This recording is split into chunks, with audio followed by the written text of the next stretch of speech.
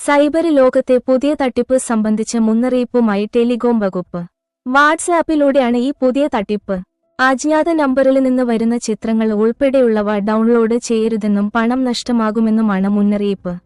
ഇത്തരം തട്ടിപ്പിൽ കുടുങ്ങി മധ്യപ്രദേശിലെ ഒരാൾക്ക് 2 ലക്ഷം രൂപ നഷ്ടമായെന്നും അധികൃതർ പറഞ്ഞു. ചിത്രങ്ങൾ അയച്ചാണ് സ്കാമർമാര് തട്ടിപ്പിന് തുടക്കമിടുന്നത്.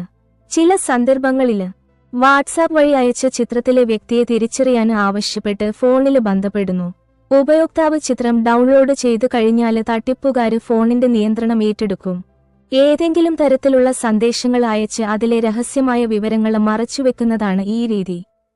ടെക്സ്റ്റ്, ഇമേജുകള്, വീഡിയോ, ഓഡിയോ എന്നിവയുൾപ്പെടെ വിവിധതരം ഡിജിറ്റൽ ഉള്ളടക്കം മറക്കാൻ ഇത് ഉപയോഗിക്കാം.